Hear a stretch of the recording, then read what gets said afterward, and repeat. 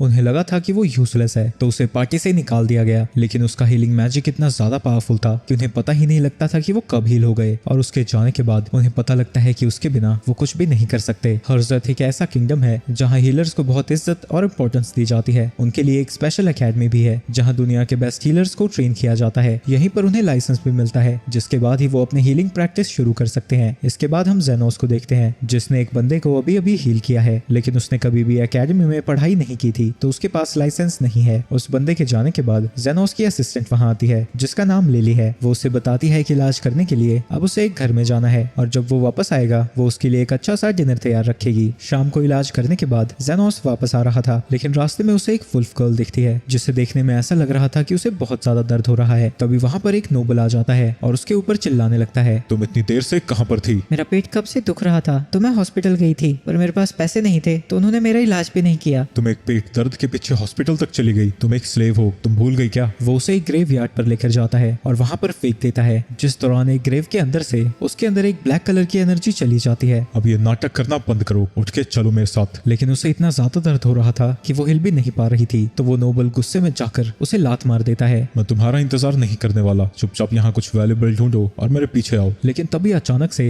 वो उसके ऊपर अटैक कर देती है जिससे वो घायल हो जाता है। वो उससे दूर जाने की कोशिश करने लगता है, जिस दौरान उसके सामने जेनोस आता है और वो उससे मदद मांगने लगता है। मेरे स्लेव ने मुझ पर हमला कर दिया है तो मुझे हॉस्पिटल जाना होगा। अगर तुम उसे यहीं पर रोकते हो तो मैं तुम्हें पैसे दूंगा। वो उसके ऊपर पत्थर फेंकने लगती है, लेकिन जेनोस बड़ी आसानी से सबको डॉच कर लेता है। वो जेनोस से कहता है कि वो उसे मार दे, लेकिन वो मना कर देता है क्योंकि उसका काम लोगों की जिंदगी बचाना है। तुमने ये घटिया बकवास बंद नहीं की तो तुम्हारी भी जान जा सकती है। लेकिन तभी वो देखकर हैरान हो जाता है कि उसने अपने हाथों से ही एक बड़ा सा पत्थर तोड़ दिया था। वहीं जेनोस उस लड़की की स्पीड को देखकर इम्प्रेस्ड था, लेकिन वो अपने मैजिक का यूज करके वो उसे उड़ता हुआ दूर भेज देता है और वो जाकर एक घर से टकरा जाती है। जेनोस उसे शांत रहने को कहता है, पर पास जाने पर उसे पता लगता है कि एक घोस्ट ने उसे पोजेस कर रखा था, तो वो अपने मैजिक का यूज करके उसे बाहर निकाल देता है। इसके बाद फॉब्स उससे कहता है कि वो उसे भी हील कर दे, मेरा ड्यूटी का टाइम खत्म हो चुका है। तुम पागल हो क्या? अगर तुम चले गए तो मैं मारा जाऊंगा। चलो ठीक है, लेकिन इसके तुम्हें एक्स्ट्रा पैसे देने होंगे। ऐसी सिचुएशन में उसे पैसों से कोई मतलब नहीं था और वो एक कॉइन से भरी पोटली उसकी तरफ फेंक देता है। सिर्फ इतने पैसे ये मेरे लिए काफी नहीं है। तुम ये क्या कह रहे हो? हीलर्स तो इतने ही चार्ज करते हैं। पर मैं एक नॉर्मल हीलर नहीं हूँ, मेरे पास कोई लाइसेंस नहीं है। अगर तुम चाहते हो कि मैं तुम्हें हील करूँ तो तुम्हें मुझे उस लड़की को देना होगा। जिसके बाद वो अपने हीलिंग मैजिक से उसे बचा लेता है। दूसरी तरफ उसके घर में वहाँ की घोस्ट कमीला आ जाती है जो कि खाने के लिए बहुत एक्साइटेड थी। इसके बाद वहाँ एक सोफिया नाम की लड़की आती है जो कि जेनोस को ढूंढ रही थी। लिली बताती है कि वो बाहर है तो वो उसका इंतजार करने के लिए बैठ जाती है। इसके बाद वहाँ पर एक और लड़की आती है जिसका नाम लिंगा था। सोफिया उससे कहती है कि वो यहाँ से चली जाए क्योंकि आज के लिए वो जेनोस की पेशेंट है, लेकिन इसके बाद भी लिंगा वहीं पर बैठ जाती है और उसके तुरंत बाद वहाँ पर एक और आती है जिसका नाम लोव है। लिली उससे कहती है कि वो बाकियों के साथ बैठ सकती है, लेकिन दरवाजे को ठीक करने के बाद। क्या तुम लोग डिनर के लिए यहाँ पर रुकने वाली हो? लोव कहती है कि वो तो डिनर के लिए यहाँ पर आई है और बाकी लड़कियां भी डिनर के लिए रुकने को मान जाती हैं। इसके बाद लिली कुछ और काम करने के लिए वहाँ से चली जाती है, लेकिन उसके जाते ही लो और लिंगा उसके खाने को टेस्ट करने लगते हैं जो उन्हें इतना ज्यादा पसंद आता है कि वो खुद को उसे खाने से रोक ही नहीं पाते। अगर तुम ऐसे ही खाते रहे तो लिली भड़क जाएगी। लेकिन जब उसे खाने की खुशबू आती है वो भी उसे खाने से खुद को नहीं रोक पाती और थोड़ी देर में ही उन्होंने सारा खाना खत्म कर दिया था और वो एक दूसरे को ब्लेम करने लगते हैं। इस झगड़े के दौरान लिली वहाँ पर वापस आ जाती है और उनसे पूछती है कि यहाँ पर क्या हुआ, तो सोफिया बताती है कि उन्हें खाना इतना ज्यादा अच्छा लगा कि वो खुद को उसे खाने से रोक ही नहीं पाए, जिसके थोड़ी बाद ही उनमें बहस छिड़ जाती है इस बात पे कि उनमें से जेनोस किसको ज्यादा पसंद करता है। लेकिन तभी लिली उन्हें शांत रहने को कहती है क्योंकि लड़ाई झगड़ा जेनोस को नहीं पसंद है। वो तीनों उससे माफी मांगती है और कहती है कि वो तीनों साथ में मिलकर डिनर बनाएंगे, लेकिन लिली उन्हें बताती है कि सारे इंग्रेडिएंट्स खत्म हो गए हैं। तभी वहाँ पर कार्मेला आ जाती है जो कि गुस्से में थी क्योंकि वो लिली का बनाया खाना खाना चाहती थी। डर के मारे वो तीनों लड़कियां उससे माफी मांगने लगती हैं, जिसके बाद वो इंग्रेडिएंट्स लेने के लिए वहाँ से चली जाती हैं। दूसरी तरफ जब उस लड़की को होश आता है वो उससे पूछती है कि वो है कौन। मैंने तुम्हें अभी अभी खरीदा है, चलो कपड़े उतारो, मुझे तुम्हारी कंडीशन देखनी है। उसके कपड़े उतारने पर जेनोस देखता है कि उसे किस वजह से दर्द हो रहा था और वो तुरंत ही उसे हील कर देता है और वो उसकी हीलिंग पावर्स को देखकर हैरान थी। वो उसका शुक्रिया अदा करती है और अपना नाम टेल बताती है। ये सब फ्री नहीं था, तुम्हें इस हीलिंग के लिए मेरे लिए काम करना होगा और वो उसे अपने लिए हर्ब्स ढूंढने के काम पर लगा देता है। चलो तुमने अपना काम कर दिया, अब मेरा तुम्हारे पर कोई एहसान नहीं है। ये सुन के तिल हैरान हो जाती है क्योंकि उसने तो कुछ पत्ते ही ढूंढे थे, इन पत्तों की कीमत उतनी ही है जितनी कीमत जो मैंने तुम्हारे लिए किया उसकी है। जिसके बाद वो कॉन्ट्रैक्ट को फाड़ देता है, लेकिन उसे कुछ नहीं पता था कि वो अपनी जिंदगी के साथ क्या करेगी और वो उससे प्रॉमिस करती है कि एक बार उसे अपना पर्पस मिल गया तो वो उसे जरूर बताएगी। अगर तुम्हें कभी भी चोट लगती है तो मेरे पास आ सकती सकती हो, पर याद रखना मेरी हीलिंग फ्री नहीं है। इसके बाद जेनोस घर पहुंचता है और लिली उसे बताती है कि डिनर अभी रेडी नहीं है और उसके तुरंत बाद ही वो तीनों लड़कियां इंग्रेडिएंट्स लेकर पहुंच जाती हैं। वहीं कार्मेला को पता लग जाता है कि वो एक और लड़की से मिला था, तो मुझे परेशान करना बंद करोगी। वहीं लिली को सारे इंग्रेडिएंट्स पसंद आते हैं, पर उससे पहले वो सबके लिए चाय बनाने जाती है। आगे हमें पता चलता है कि जेनोस एक एडवेंचरिंग पार्टी का हिस्सा था और उनका लीडर उसे एक गोल्ड कॉइन देता है। तुमने जिंदगी में इतने पैसे कभी नहीं देखे होंगे, तो इसे मेरी दरिया दिली समझो, क्योंकि तुम पार्टी में कुछ तो करते नहीं हो, तो आज से मैं तुम्हें निकाल रहा हूँ। जिसके बाद वो सभी लोग उसके ऊपर हंसने लगते हैं, पर जेनोस उसे याद दिलाता है कि उसी ने उसे पार्टी में ज्वाइन करने के लिए इनवाइट किया था। जो चीज यूजफुल नहीं बचती उसे फेंकने से क्या डरना, अगर तुम मर भी जाते हो तो मुझे उससे कोई फर्क नहीं पड़ता। अब हम नोबल्स और रॉयल्टी के सामने परफॉर्म करने वाले हैं, हम तुम्हें वहाँ पर नहीं लेके जा सकते और तुम ये किसी को भी नहीं बताओगे कि तुम गोल्डन फीनिक्स का हिस्सा थे। वहीं जेनोस बिना उनसे कुछ कहे वहां से चला जाता है। इसके बाद हम एक आदमी को देखते हैं जो कि लिली को किडनैप करने की कोशिश कर रहा था, तो वो उसे लात मार कर वहां से भागने लगती है, लेकिन वो बंदा एक तीर उसके पैर में मार देता है, जिसकी वजह से वो नीचे गिर जाती है। इसके बाद वो उसे पकड़ने की कोशिश करने लगता है, लेकिन वो उसके हाथ में काट लेती है, जिसकी वजह से गुस्से में वो उसे चाकू मार देता है। इन सब चीजों के दौरान वहां पर जेनोस आता है और उनसे पूछता है कि यहाँ पर चल क्या रहा है, पर वो कहते हैं कि इससे उसका कोई लेना देना नहीं है, क्योंकि वो लिली को ओन करते हैं। तो जेनोस एक गोल्ड कॉइन देकर लिली को खरीद लेता है। वहीं लिली को लग रहा था कि वो मरने वाली है, लेकिन जेनोस इंस्टेंटली उसे हील कर देता है, जो देखकर वो हैरान थी। ये देखकर उसे लगता है कि वो जरूर कोई फेमस हीलर होगा। Famous healer? मेरे पास तो लाइसेंस भी नहीं है। वहीं लिली को बुरा लग रहा था क्योंकि उसने उसे बचाने के लिए अपने पैसे खर्च कर दिए। तुम उसकी फिक्र मत करो, तुम्हारा घर कहाँ है? पर लिली उससे बताती है कि उसका कोई घर नहीं है, तो वो उसके लिए नए कपड़े खरीद कर उसे खाना खिलाता है। लिली उससे पूछती है कि वो खुद क्यों नहीं कुछ खा रहा, मुझे भूख नहीं है, लेकिन सच्चाई ये थी कि उसके पास इससे ज्यादा पैसे है ही नहीं। तभी वहाँ पर एक बंदा आता है जो कि घायल था। जेनोस उसके पास जाकर उसके जख्म को हील कर देता है, जिसके बदले वो उसे 4 गोल्ड कॉइन्स देता है। ये देखकर जेनोस को आइडिया आता है कि उसे एक अपना क्लिनिक खोल लेना चाहिए और लिली इसमें उसकी मदद करना चाहती थी, लेकिन बिना लाइसेंस की क्लिनिक खोलना इलीगल है और वो इसमें उसे शामिल नहीं करना चाहता। पर आपने मुझे बचाया था और आप अगर मना भी करोगे तब भी मैं हमेशा आपके साथ रहूंगी।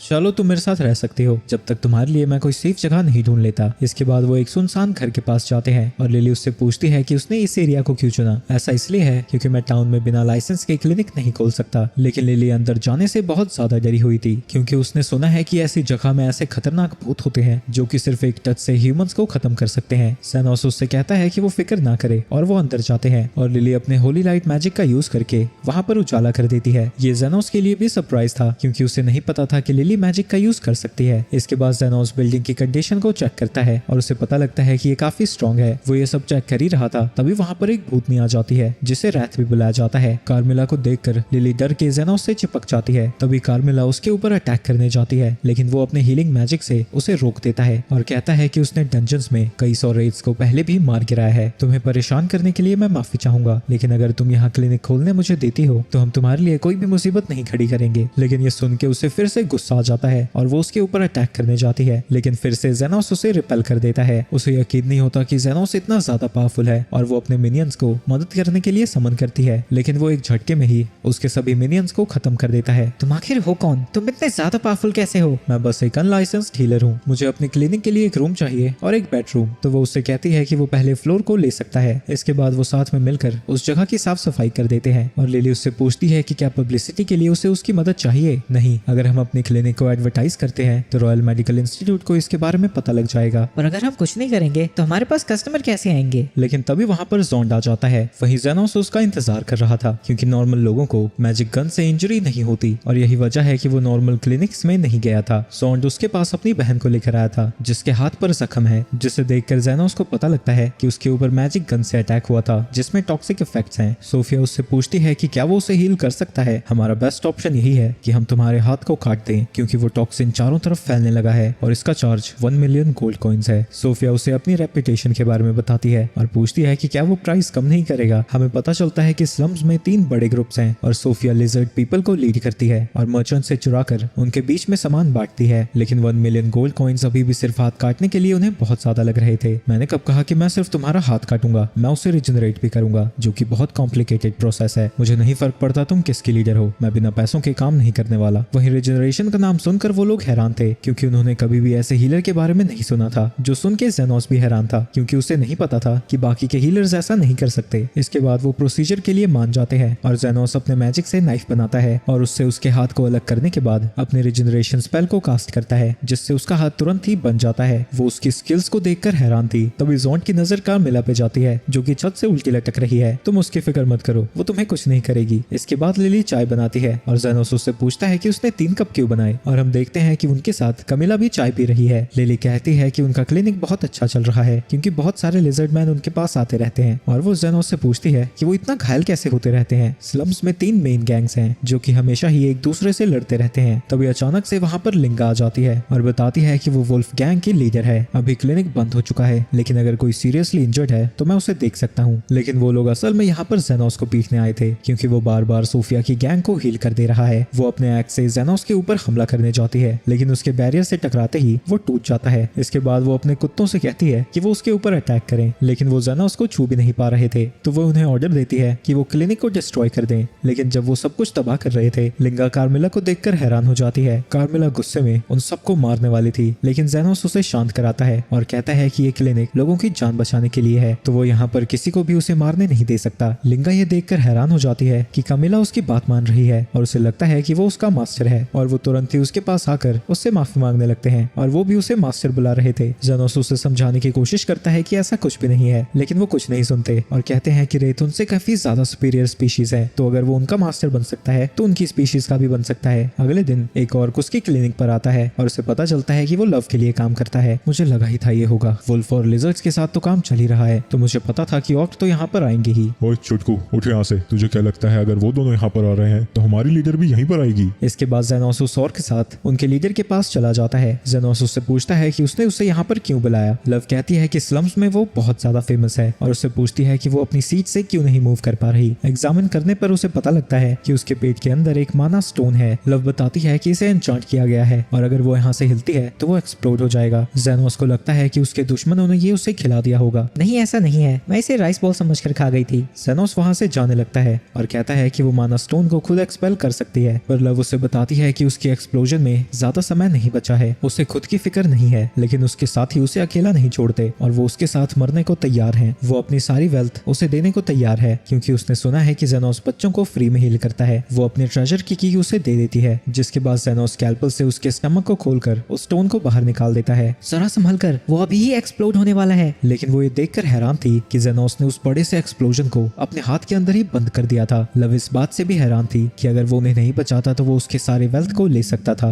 लेकिन जेनोस कहता है कि वो सिर्फ उतने ही पैसे लेता है जितना वो काम करता है। तुम काफी इंटरेस्टिंग हो, अगर तुम्हें कुछ जरूरत पड़ती है तो तुम हमारे पास आ सकते हो और हम तुम्हारे क्लिनिक को सिक्योरिटी भी दे सकते हैं। नहीं, बेहतर यही होगा कि तुम मुझसे दूर रहो। आगे जेनो देखता है कि लिली गुस्से में थी क्योंकि वो तीनों लड़कियां लगातार उससे मिलने आती ही रहती हैं। वो इंजर्ड नहीं होती तब भी यहाँ पर आ जाती हैं, शायद इसलिए क्योंकि वो बोर हो रही हैं। पर कमिला उसे बताती है कि वो उसे पसंद करती है और अगर सब कुछ ऐसा ही चलता रहा तो उसके पीछे वॉर भी चढ़ सकती है। वहीं लिली दुखी थी क्योंकि वो उन तीनों की तरह सुंदर नहीं है। लेकिन कमिला कहती है कि हर वो लड़की जो प्यार में होती है वो सुंदर होती है। नहीं, ऐसा तो नहीं होगा, वो लोग मेरे लिए थोड़ा लड़ने लगेंगे। लेकिन अगले दिन वो तीनों एक एक करके क्लिनिक में आती हैं और कहती हैं कि वो बाकी दोनों गैंग्स पर वॉर डिक्लेयर कर रही हैं ताकि सबको पता लग जाए कि वो उनकी गैंग को सपोर्ट करता है। जेनोस हैरान था कि वो सच में उसके पीछे लड़ने वाली है लेकिन उन्हें रोकने की जगह वो कहता है कि उन्हें लड़ ही लेना चाहिए और वो लोग एक पुराने एरिना में लड़ने के लिए पहुंच जाते हैं। वहाँ पर जेनोस और लिली भी पहुंचे थे, उन्हें रोकने के लिए नहीं बल्कि मैच को एंजॉय करने के लिए। जेनोस उनसे कहता है कि वो लोग सालों से लड़ रहे हैं और वो चाहता है कि आज लड़कर वो अपनी लड़ाई की खुजली खत्म कर ले। वो लोग मरते दम तक लड़ने के लिए तैयार थे क्योंकि जो भी फाइट में जीतेगा जेनोस उसी का होगा। वॉर के शुरू होते ही सोफिया लिंगा के ऊपर अटैक कर देती है लेकिन लिंगा उसके अटैक से बच जाती है। इसके बाद लव सोफिया के ऊपर कूद जाती है लेकिन वो उसके अटैक को डॉज कर लेती है जिसकी वजह से वो जाकर बाकियों से टकरा जाती है। वहीं उनके बाकी के पंटर भी आपस में लड़ने लगते हैं लेकिन सुबह से शाम तक लड़ते लड़ते उन्हें पता लगता है कि कोई भी मर ही नहीं रहा। तो जेनोस उन्हें बताता है कि ऐसा इसलिए है क्योंकि वो उन्हें हील कर रहा है। तुम जितनी देर चाहे लड़ सकते हो लेकिन मैं तुम्हें हमेशा हील कर दूंगा क्योंकि तुम मेरे पेशेंट्स हो। लेकिन ये सर्विसेज फ्री नहीं है, तुम्हें मुझे पे करना होगा। वो लोग रियलाइज करते हैं कि लड़ने का कोई फायदा नहीं है क्योंकि ऐसे तो ना ही कोई जीतेगा ना ही कोई हारेगा। तो वो वॉर को खत्म करने का डिसाइड करते हैं और लिली जेनोस से पूछती है कि उसने उन्हें क्यों रोका। मुझे मेरे मास्टर ने कहा था कि एक हीलर 3rd ग्रेड है अगर वो सिर्फ इंजरीज को हील करता है, 2nd ग्रेड अगर वो पर्सन को पूरी तरीके से हील कर सकता है और 1st ग्रेड अगर वो दुनिया को एक बेटर जगह बना सकता है। मैं स्लम्स की कंडीशंस को सुधारना चाहता हूँ पर इसके लिए मुझे इन तीनों फैक्शंस की जरूरत पड़ेगी क्योंकि सिर्फ वही तो मेरे पेशेंट्स हैं। पर लिली जानती है कि वो झूठ बोल रहा है क्योंकि अगर सब आपस में इतने अच्छे से रहेंगे तो उसके पास पेशेंट्स बहुत कम आएंगे। लिली कहती है कि वो उसे पसंद करती है जिस पे जेनोस कहता है कि वो भी उसे उसे पसंद करता है, पर लिली जानती है कि जो वो कहना चाहती थी वो नहीं समझा। दूसरी तरफ एक लड़की जिसका नाम कृष्ण है वो डिवीजन कमांडर से मिलती है, जो उसे बताता है कि उनकी इन्फॉर्मेशन के हिसाब से 3 डेमी ह्यूमंस की रेस की वॉर खत्म हो गई है। ये सुन के कृष्ण हैरान हो जाती है क्योंकि वो बहुत समय से लड़ रहे थे। मुझे लगता है ये सच है, हम इसे इग्नोर नहीं कर सकते। ये दुनिया सिर्फ हायरार्की की वजह से ही चल रही है, जहाँ अमीर हमेशा गरीब से छीनते आए हैं, जो अपनी फ्रस्ट्रेशन एक दूसरे से लड़कर उतारते हैं। लेकिन अगर वो आपस में जुड़ जाते हैं तो वो हमारे सिटीजन्स के लिए खतरा होंगे। लेकिन वो इतने समय से लड़ रहे थे, वो अचानक से ही तो नहीं रुक सकते। रूमर्स के हिसाब से उनके बीच में किसी ने सुलह कराई है। ऐसा कौन सा इंसान हो सकता है जिसने स्लम्स के लीडर्स को इकट्ठा कर दिया? मैं चाहता हूँ कि तुम उसे इन्वेस्टिगेट करो और पता लगाओ कि स्लम्स में शांति किसने फैलाई है। दूसरी तरफ स्लम्स में जेनोस चीख मारता है तो लव और लिंगा दोनों ही उसे गर्म करने के लिए अपनी बॉडीज ऑफर करने लगती हैं, जो देखकर लिली घबरा जाती है और भागती हुई चाय बनाने निकल जाती है। वो उन दोनों को अपना मुंह बंद रखने को कहता है और सोफिया को हील करता है, जो उसे बताती है कि काम करते वक्त उसे ये चोट लगी थी। सोफिया उसे बताती है कि वो स्पेशल लोगों को ही टारगेट करके उनसे सामान चुराती है, लेकिन किंगडम उसके ऊपर ज्यादा नजर रखने लगा है, तो वो रॉयल नाइट से लड़ते वक्त घायल हो गई। क्या जॉर्ड और तुम्हारी जो पहले इंजरी थी वो भी रॉयल नाइट्स ने ही तुम्हें दी थी? तो वो उसे कृष्ण के बारे में बताता है जिसने उन दोनों को मैजिक गन से शूट किया था। कार्मेला कहती है कि अगर कृष्ण की नजर इस क्लिनिक पर पड़ी तो वो मुसीबत में पड़ सकते हैं, क्योंकि तीनों गैंग्स के लीडर यहीं पर आते रहते हैं। इसके बाद वो सभी मिलकर लंच कर रहे थे और कार्मेला जेनोस से कहती है कि कैपिटल में वो अकेला इंसान है जो कि इन तीनों गैंग्स को शांत रख सकता है। दूसरी तरफ शाम को क्रिस्टलम्स में पहुंच जाती है, जहां वो ये देखकर हैरान थे कि सभी स्पीशीज के लोग मिलकर रह रहे थे। वो एक लिजर्ड मैन से पूछती है कि वो लोग एक दूसरे से लड़ क्यों नहीं रहे, लेकिन वो उसे कुछ भी बताने से मना कर देता है और वहां से जाने लगता है। लेकिन तभी वो अपनी गन बाहर निकाल लेती है। तभी उनके साइड से सोफिया और जोन जाने लगते हैं, तो वो लिजर्ड मदद के लिए उन्हें आवाज लगाता है, जो देखकर कृष्ण वहां से भाग जाती है। लेकिन वो ये देखकर हैरान थी कि सोफिया की इंजरी बिल्कुल ठीक हो गई है। वहीं भागते भागते वो गुम हो जाती है और सीधा जेनोस के क्लिनिक पर पहुंच जाती है। वो जेनोस से रास्ता पूछ रही थी, लेकिन जब उसकी नजर लिली पर जाती है वो अचानक से ही धुएं से जेनोस के ऊपर शूट कर देती है।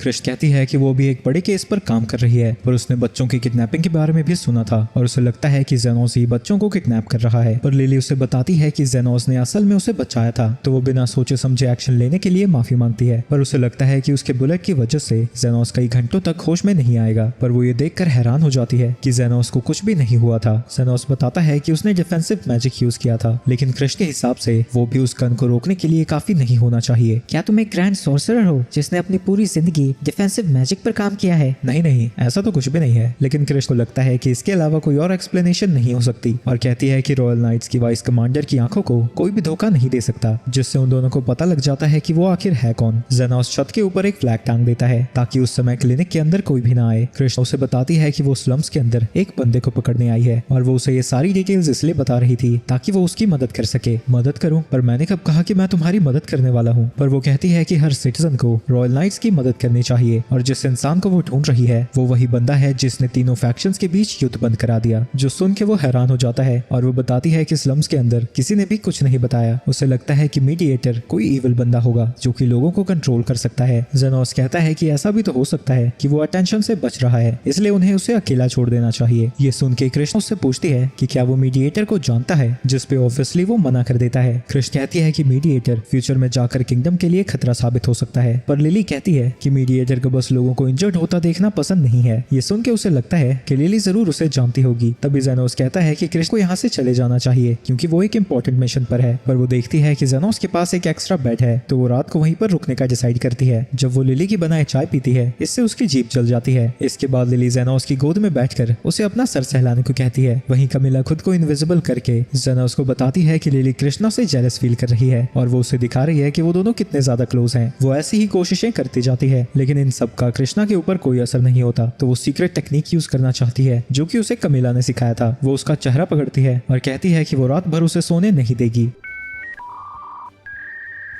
भाई यहाँ पे क्या हो रहा भाई? लेकिन इतना कहते ही वो सो जाती है। इसके बाद कृष्ण उससे पूछती है कि क्या एक मास्टर हीलर हाथ को रिजनरेट कर सकता है, क्योंकि उसके हिसाब से ये कोई सेंट या फिर एक टॉप लेवल हीलर ही कर सकता है। तुम ऐसे सवाल क्यों कर रही हो? तो वो उसे बताती है कि उसने कैसे सोफिया के आर्म को डैमेज कर दिया था, लेकिन जब आज उसने उसे देखा तो उसका हाथ पूरी तरह से ठीक हो चुका था। क्या मैं तुमसे ये पूछ सकता हूँ, तुम स्लम्स के लोगों के इतनी खिलाफ क्यों हो? मेरी माँ स्लम्स में जाकर हर रोज लोगों को खाना खिलाती थी, लेकिन जब किसी ने उनकी वेडिंग रिंग चुराने के लिए उनकी जान ले ली, उनकी मदद करने के लिए लिए कोई सामने नहीं आया, इसलिए मैं ऐसी हीरो बनी जो लोगों को उनकी करने की सजा देगी। मैं रॉयल नाइट्स की हिस्ट्री में यंगेस्ट वाइस कमांडर हूँ। मुझे लोगों ने आयरन रोज का टाइटल भी दिया है। लोगों को लगता है कि मुझे ये निक नेम इसलिए दिया गया क्योंकि मैं अपनी ड्यूटीज को लेकर बहुत ज्यादा सीरियस हूँ, पर मुझे लगता है कि ये मेरे चेहरे की वजह से है, क्योंकि अपनी मॉम की मौत के बाद से मैं कभी स्माइल नहीं कर पाई। कृष्णा के जाने के बाद कमिला जेनोस से कहती है कि वो उस पर ज्यादा ध्यान ना दे। उसकी स्टोरी यूनिक नहीं है, वो 300 सालों से यहाँ पर है और उस समय में उसने उससे भी बहुत बुरी चीजें देखी हैं। इसके बाद जेनोस उस फ्लैग को हटा देता है तो सोफिया अपने आर्म को हील कराने के लिए उसके पास आती है, लेकिन कृष्ण फिर से रास्ता भूलकर उसके पास आ जाती है और जब सोफिया और कृष्ण दूसरे को देखते हैं वो अपने वेपन्स निकाल लेते हैं। लिली बहाना मारती है कि वो सोफिया को नहीं जानते और वो भी रास्ता भूलकर यहाँ पर आ गई और कृष्ण उसकी बात को मान भी लेती है। कृष्ण को लगता है कि सोफिया के आर्म को मीडिएटर ने ही हील किया था और वो स्लम्स की सभी पावर्स को इकट्ठा करके उनके मासूम सिटीजन्स के लिए खतरा बनना चाहता है, पर सोफिया उसे बताती है कि रॉयल नाइट्स जिस ह्यूमन ट्रैफिकिंग को इन्वेस्टिगेट कर रहे हैं उसके पीछे एक एरिस्टोक्रेट का हाथ है जिसका नाम कैलेंडर है। लेकिन कृष्ण को इस पर यकीन नहीं होता क्योंकि उसे लगता है कि सारी प्रॉब्लम्स की जड़ स्लम्स और उसमें रहते हुए लोग हैं। तभी जेनोस सोफिया और कृष्ण के बीच में आ जाता है और उसे बताता है कि वही मीडिएटर है, लेकिन कृष्ण को इस पर यकीन नहीं होता। वो एक मास्टर हीलर नहीं हो सकता क्योंकि वो पहले ही डिफेंस मैजिक में एक्सपर्ट है। जेनोस उसे समझाने की कोशिश करता है कि वो दोनों तरह के मैजिक का यूज कर सकता है, लेकिन कृष्ण को उस पर यकीन नहीं होता और उसे लगता है कि वो भी डेमी ह्यूमंस के साथ मिला हुआ है, यानी उसे अपनी इन्वेस्टिगेशन के लिए एक नया बेस ढूंढना पड़ेगा। वो वहां से जाने के बाद कैलेंडर के मैंशन के पास जाती है जहां उसे बाहर ही अपनी गन छोड़नी पड़ती है। वो कैलेंडर को बताती है कि कुछ चोर इस एरिया में काम कर रहे हैं, इसलिए वो उसके मैंशन की सिक्योरिटी को चेक करना चाहती है। कैलेंडर उसे मैंशन में सारी चीजें दिखाने लगता है, लेकिन कृष्णा को सब कुछ नॉर्मल लग रहा था और उसे लगने लगता है कि वो अपना समय बर्बाद कर रही है क्योंकि वहां पर कुछ भी अजीब नहीं हो रहा था। इसके बाद वो बाथरूम का बहाना बनाकर फिर से चीजों को देखने लगती है क्योंकि उसके लेवल के हिसाब से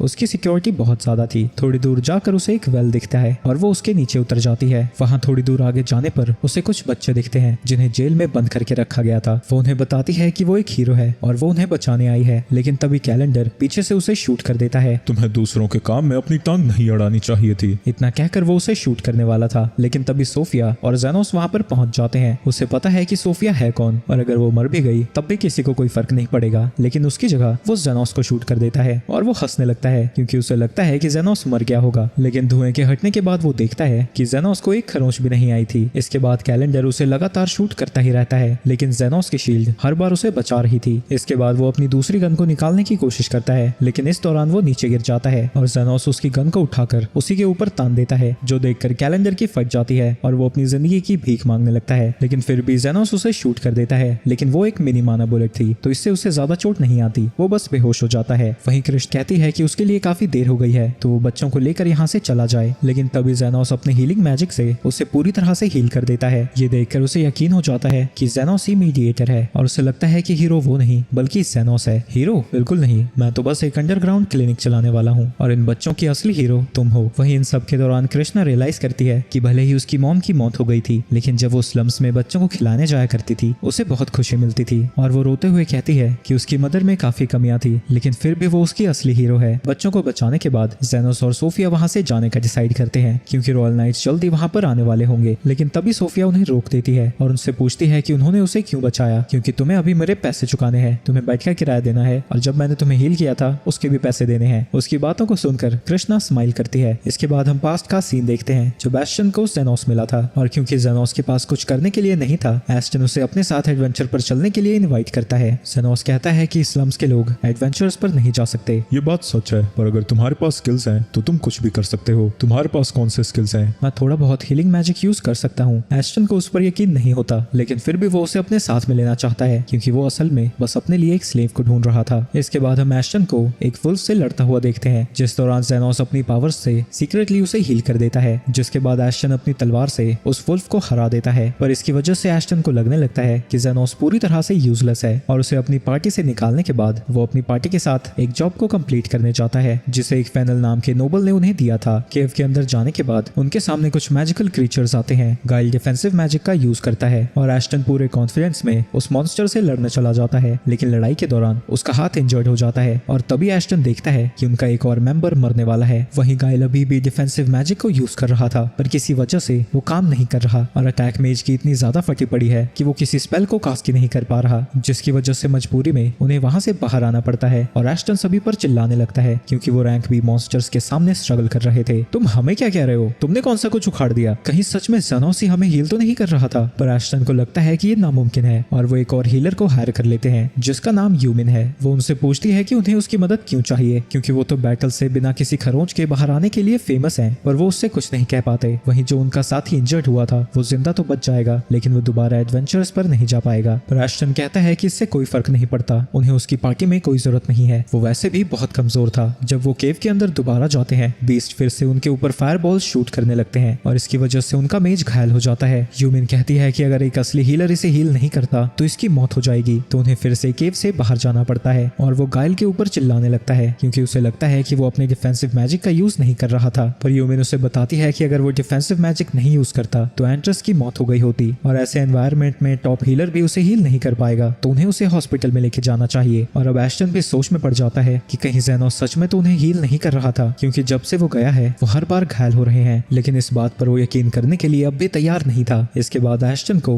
फेनल का बटलर एक लेटर भेजता है जिसमें उसने कहा था कि वो और उसकी पार्टी उसके मास्टर को अपना चेहरा भी ना दिखाए। अगर तुम लोगों ने बताया होता कि जॉब तुम्हारे लिए इतनी मुश्किल है तो फेनल कोई और अरेंजमेंट करते और अपनी बेटी के बर्थडे पर कुछ और लेकर आते, पर क्योंकि तुमने ना ही जॉब पूरी की ना ही उन्हें इन्फॉर्म किया तो वो उसके लिए कुछ नहीं कर पाए। एस्टन सारी गलतियों की वजह जेनोस को ठहराने लगता है, लेकिन तभी उसे याद आता है कि उसने किसी को भी नहीं बताया था कि जेनोस उनकी पार्टी का मेंबर है। वो बटलर से कहता है कि वो उन्हें एक और मौका दें क्योंकि वो नए मेंबर्स को हायर कर रहे हैं, तो इस बार वो उसे निराश नहीं करेंगे। गाइल कहता है कि ये घटिया आइडिया है क्योंकि उनके पास कोई प्लान नहीं है, पर एस्टन कहता है कि वो जेनोस को फिर से वापस ला रहा है। एस्टन स्लम्स में वापस जाता है और वो जेनोस को ढूंढने के लिए तीनों डेमी ह्यूमंस के लीडर्स को हायर करना चाहता था। वो सबसे पहले सोफिया के पास जाता है, लेकिन जब वो रियलाइज करती है कि वही बंदा है जिसने जेनोस को अपनी पार्टी से बाहर निकाला था, वो जोर जोर से हंसने लगती है और वो उससे कहती है कि वो घर वापस चला जाए। जेनोस के पास उससे भी बहुत इंपॉर्टेंट चीजें हैं करने के लिए। ये सुन के एस्टन को गुस्सा आ जाता है, लेकिन वो उसे कुछ नहीं कहता क्योंकि सोफिया उससे कहीं ज्यादा ताकतवर है। इसके बाद वो लिंगा और लव के पास जाता है जिनका जवाब भी सेम ही था। वही लव कहती है कि अगर उसने जेनोस को परेशान किया तो ऑर्क्स उसकी टांगे तोड़कर हाथ में दे देंगे। एस्टन को लगता है कि वो किसी और बंदे के बारे में बात कर रहे होंगे जिसका नाम सेम है, लेकिन तभी वो जेनोस को लिली के साथ देखता है तो वो उसे रोकने जाता है। लगता है तुम मेरे बिना आखिरकार सर्वाइव कर ही गए। लेकिन जेनोस कहता है कि उसे काम है और वो वहां से जाने लगता है, जो देखकर एस्टन हैरान था और उसे बताता है कि वो यहाँ पर उसे ही ढूंढता हुआ आया था और वो उसे फिर से पार्टी में इनवाइट करता है। अगर तुम इतने ही लबलबाए हुए हो तो जब मेरे पास फ्री टाइम होगा मैं तुम्हारे क्वेस्ट पर चल लूंगा, पर फ्री में नहीं, मेरी सर्विसेज के लिए तुम्हें पे करना होगा। तुम अपनी औकात भूल रहे हो क्या? भूलो मत, तुम्हारे लिए यहाँ पर कोई जगह नहीं है। लेकिन तभी वो ये देखकर हैरान था कि स्लम्स के लोग वहां पर आकर उसे थैंक यू कह रहे थे। एस्टन उसे याद दिलाता है कि सबसे पहले पार्टी में उसी ने उसे जगह दी थी, लेकिन जेनोस उसकी बातों पर ध्यान नहीं देता और वहां से जाने लगता है। तभी गुस्से में एस्टन उसके ऊपर हमला कर देता है, लेकिन तभी साइड से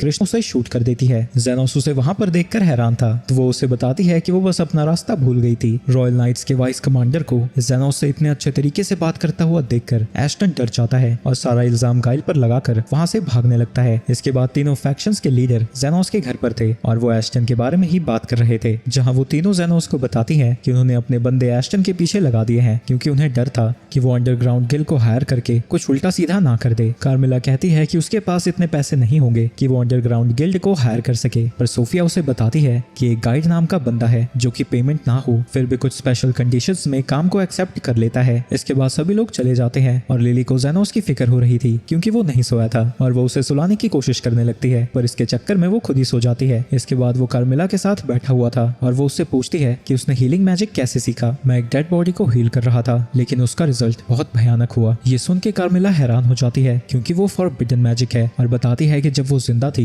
लोग गॉलम्स को बनाया करते थे। ये चीज डीमन लॉर्ड के टाइम पर बहुत ज्यादा चलती थी। तभी वहाँ की जमीन हिलने लगती है। कार्मिला देखने के लिए बाहर जाती है और वो अपने सामने एक गॉलम को देखती है जो कि स्लम्स को डिस्ट्रॉय कर रहा है। इसके बाद हम गाइड को देखते हैं जो कि जेनोस के खिलाफ किसी बंदे की रिक्वेस्ट को एक्सेप्ट करता है और उसे लगता है कि ये परफेक्ट चांस होगा उसकी नई क्रिएशन को टेस्ट करने के लिए। वो गॉलम अभी भी तबाही मचा रहा है, वहीं लिली अभी तक इन सब शोर शराबे में भी सो रही है। दूसरी तरफ कामिला और जेनोस दोनों स्लम्स में जाते हैं जहाँ पर उन तीनों फैक्शंस की लीडर्स भी आ जाती हैं। वो जेनोस को बताती हैं कि काफी सारे स्लम्स के लोग घायल हो गए हैं और वो उससे पूछते हैं कि ये है क्या। ये एक तरह का आर्टिफिशियल लाइफ फॉर्म है लेकिन इसे बनाने की टेक्निक कई सालों पहले खो गई थी। लव उसे बताती है कि उसके एक फॉलोअर ने इसे स्लम्स के डीपर हिस्से से आते हुए देखा था। कहीं ये काम अंडरग्राउंड गिल्ड का तो नहीं, पर अभी ये सब सोचने का समय नहीं है। जितने भी लोग घायल हुए हैं तुम उन सबको एक जगह पर इकट्ठा करो। वहीं दूर से गाइड गॉलम को देख रहा था और उसे लगता है कि इसमें और भी इंप्रूवमेंट की जरूरत है, लेकिन तब भी उसे यकीन है कि ये जेनोस को मार देगा और वो ये देखना चाहता था कि जेनोस अपने करीबियों को मरते हुए देखकर कैसे रिएक्ट करेगा। पाएगा। दूसरी तरफ स्लम्स में जेनोस लोगों को हील कर रहा था, लेकिन इससे वो जरा भी खुश नहीं था क्योंकि इसके पैसे उसे नहीं मिलने वाले और उसे लिली की भी फिक्र होने लगती है। वहीं उसकी हीलिंग को देखकर गाइड को पता लग जाता है कि वो कोई एलीट लेवल का हीलर है या फिर उससे भी ऊपर, लेकिन उसे अभी भी लगता है कि वो गोलम को नहीं रोक पाएगा। कामिला जेनोस को बताती है कि जब तक वो अपना काम पूरा नहीं कर लेता गोलम यहाँ से नहीं जाएगा। आगे वो उसे बताती है कि गोलम का कोर बनाने के लिए जिस स्टोन की जरूरत है वो साउथ के कॉन्टिनेंट में पाया जाता है जहाँ डीमन लॉर्ड का कासल था, लेकिन सब स्टोन्स मैनफील्ड वॉर के दौरान खत्म हो जाने चाहिए थे और ब्लैक मैजिक के सिस्टम बहुत साल पहले ही खो चुके हैं। जेनोस कहता है कि वो इन सब पे दिमाग बाद में लड़ाएंगे, पहले उसे गोलम को रोकना होगा। वो तीनों लड़कियां भी उसकी मदद करना चाहती थी और कामिला उन्हें बताती है कि गोलम को हराने के लिए उन्हें उस गोलम के मैजिक कोर को डिस्ट्रॉय करना होगा। तो वो उन तीनों को उस गोलम से लड़ने के लिए भेज देता है और अपने मैजिक से उन्हें सपोर्ट कर रहा था। वो उसके पैर के ऊपर अटैक करते हैं जिसकी वजह से वो नीचे गिर जाता है, लेकिन वो बड़ी ही जल्दी खुद को हील कर लेता है। वो लिंगा के ऊपर अटैक करके उसे कई घरों को तोड़ता हुआ दूर फेंक देता है, लेकिन वो बिल्कुल ठीक थी क्योंकि जेनोस ने उसे बहुत जल्दी हील कर दिया था। उनकी फाइट के दौरान जेनोस को उन तीनों के पास रहना था क्योंकि जितना वो उनसे दूर रहेगा उसका हीलिंग मैजिक उतना ज्यादा कमजोर होगा। साथ ही वो अलग अलग तरह के मैजिक एक साथ यूज नहीं कर सकता, तो सिचुएशन के हिसाब से उसे उनका यूज करना होगा। उसे लड़ता हुआ देखकर जेनोस को एक आइडिया आता है और वो उन्हें उसके पैरों पर अटैक करने को कहता है, पर इसकी वजह से वो नीचे गिरने लगता है और उस जगह पर एक छोटा बच्चा था। जेनोस जल्दी से उसकी मदद करने के लिए जाने लगता है, लेकिन तब तक गोलम गिर चुका था और गोलम ने जानबूझकर खुद को उस बच्चे पर गिरने से रोक दिया था, जो देखकर कामिला हैरान हो जाती है क्योंकि गोलम खुद कुछ सोच नहीं सकते। तो जेनोस उसे स्कैन करता है और उसे पता लगता है कि वो मैजिक स्टोन उसकी लेफ्ट चेस्ट में है और उस कॉलम के अंदर एस्टन है। दूसरी तरफ गाइड कहता है कि आर्टिफिशियल लाइफ क्रिएट करने का सबसे बेस्ट एक ही तरीका है मैजिक स्टोन को ह्यूमन लाइफ के साथ कंबाइन करना ताकि वो गोलम का नया कोर बन सके, और इसके लिए एस्टन बेस्ट चॉइस थी क्योंकि उसके अंदर नेगेटिव इमोशंस भरे हुए थे। मैं देखना चाहता हूँ तुम कैसे जीतोगे क्योंकि उसे रोकने का एक ही तरीका है, तुम्हें एस्टन को मारना होगा। वहीं जेनोस सभी से कहता है कि वो लोग यहाँ से चले जाएं, तुम तो इतने सेल्फिश हो, फिर भी तुमने उस बच्चे को क्यों बचाया? गाइल ने मुझे एक बार बताया था कि तुम्हारी छोटी बहन की मौत हो गई थी जिसे तुम नहीं बचा पाए, इसलिए तुम पैसे और पावर के पीछे इतने पागल हो। तभी एस्टन उसके ऊपर हमला कर देता है, पर जेनोस अपनी ब्लेड को बड़ा करके उसके हाथ को काट देता है और फिर उस गोलम की छाती पर अटैक करता है, जिसके बाद एस्टन उसके सामने पड़ा था और तभी वो अपने स्कैल्पल से उसके ऊपर अटैक कर देता है। ये सब देखकर गाइड डिसअपॉइंटेड था क्योंकि जेनोस ने उसे मारने से पहले एक बार भी नहीं सोचा, लेकिन तभी वो देखता है कि जेनोस उसकी छाती से उस स्टोन को निकाल रहा है और एक साथ उसे हील भी कर रहा है। उसे यकीन नहीं होता कि जेनोस इतने मैजिक का यूज कर सकता है क्योंकि कुछ समय पहले ही उसने कई 100 लोगों को हील किया था और फाइट के दौरान उन तीनों लड़कियों को सपोर्ट भी कर रहा था। एस्टन उससे पूछता है कि उसने उसे क्यों बचाया, ताकि तुम मुझे बता सको इन सब के पीछे था कौन। उसके चक्कर में मुझे फ्री में इतना सारा काम करना पड़ा।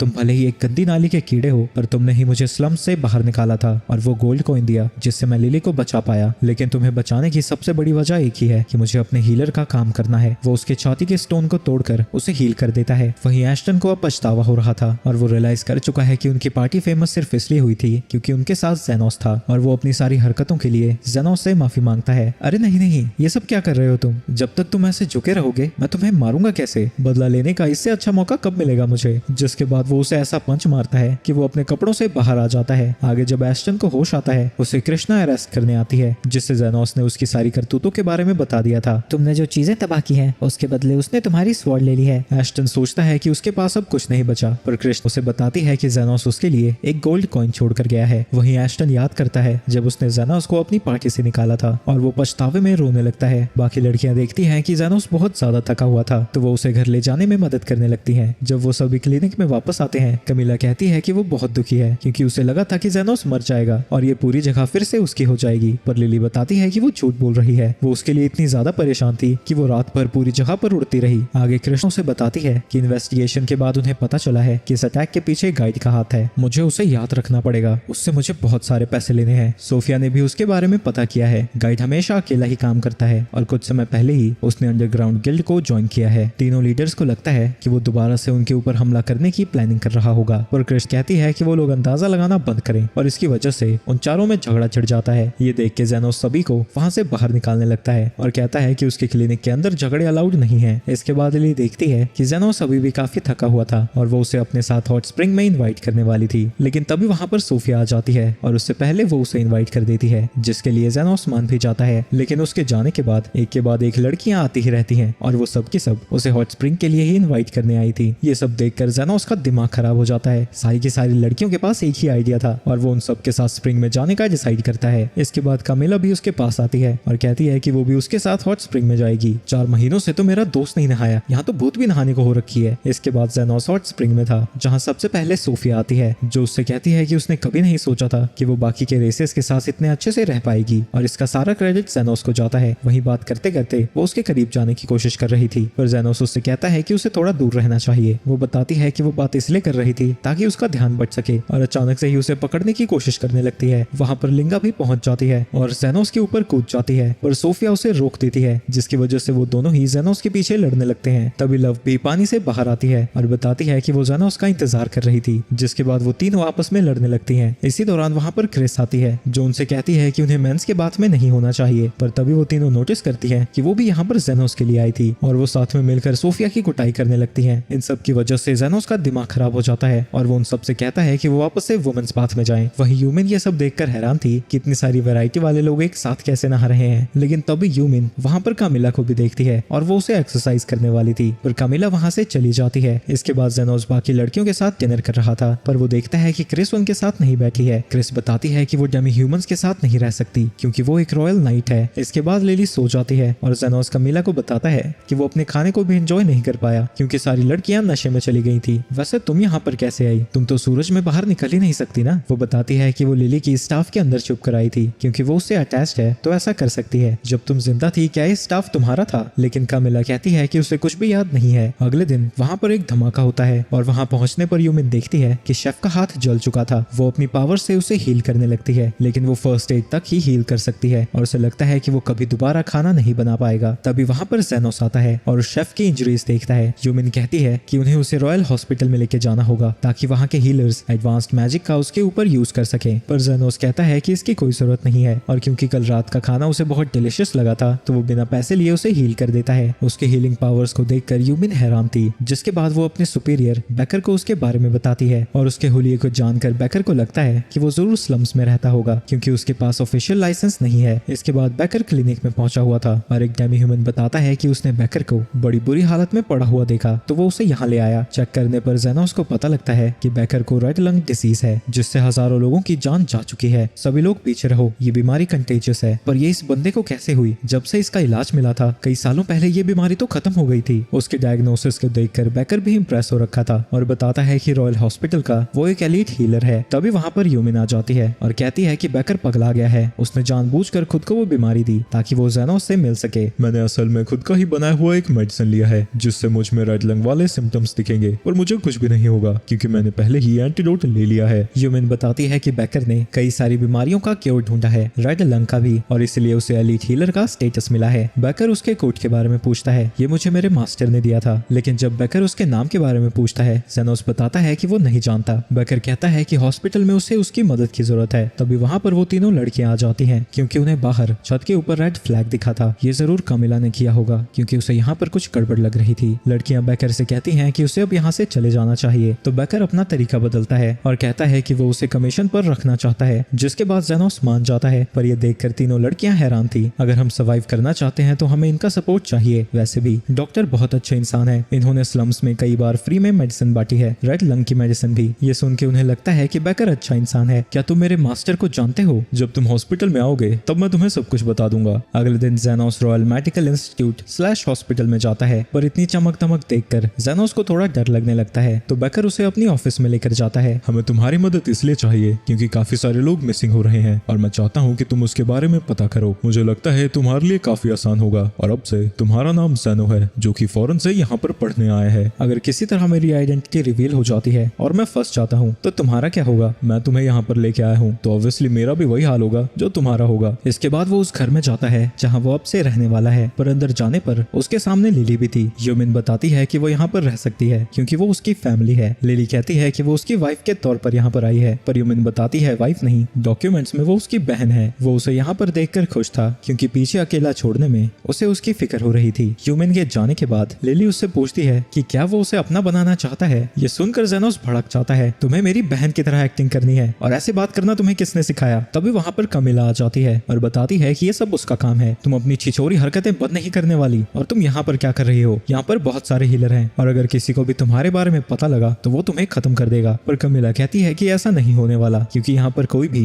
जेनोस जितना ताकतवर नहीं है। इसके बाद यूमिन के साथ जेनोस जेनोस इंस्टीट्यूट के कैंटीन में बैठा था, जहां वो उसे बता रही थी कि उसे किस तरह से हीलर का लाइसेंस मिल सकता है। ये मुश्किल तो है, लेकिन एक बार उसे ये मिल गया तो हॉस्पिटल, आर्मी या एडवेंचरिंग पार्टी वो कहीं भी काम कर सकता है। पर इतनी सारी इन्फॉर्मेशन से उसका दिमाग खराब हो गया था और वो उसे ये सब बंद करके गायब हुए हीलर्स के बारे में पूछने लगता है। यूमिन बताती है कि उस हीलर का नाम एल्फ्रेड था और वो भी काफी कमाल का था। उसने रेड लंग की डिजीज के क्योर को बनाने में भी अपना योगदान दिया था। वो ये सब बात कर ही रहे थे, तभी वहाँ पर एक सीनियर हीलर आता है और उसके पीछे काफी सारे स्टूडेंट्स थे। यूमिन बताती है कि वो रॉयल हॉस्पिटल का वाइस डायरेक्टर है। आगे वो उसे समझाती है कि 3 लेवल्स की हीलिंग 7 क्लासेस में डिवाइड की गई है और गोल्ड रंग की अभी की क्लास एलीट हीलर बनने से पहले जितनी हाई पहुंच सके उसके टॉप पर है। और उसके साथ इतने सारे लोग क्यों हैं? यूमिन बताती है कि उसके पास अभी सबसे ज्यादा अथॉरिटी है, क्योंकि जो अभी का डायरेक्टर है वो अपनी उम्र की वजह से ड्यूटीज को पूरा करने नहीं आ पाता। उसके वाइस डायरेक्टर बनने के बाद से रॉयल हॉस्पिटल गरीबों का इलाज बहुत कम करने लगा है और यूमिन को लगता है वो ये सब कुछ अपना पॉलिटिकल करियर बनाने के लिए कर रहा है। और उसे अपनी क्लास भी इसलिए मिली है क्योंकि उसे नोबल्स सपोर्ट कर रहे हैं। मैं समझ गया, मुझे गोल्डरन से दूर रहना है। पर यूमिन उसे बताती है कि वो चाहकर भी ऐसा नहीं कर सकता, क्योंकि एल्फ्रेड के गुम होने के पीछे गोल्डरन का हाथ हो सकता है। क्योंकि गोल्डरन ने बैकर की लैब से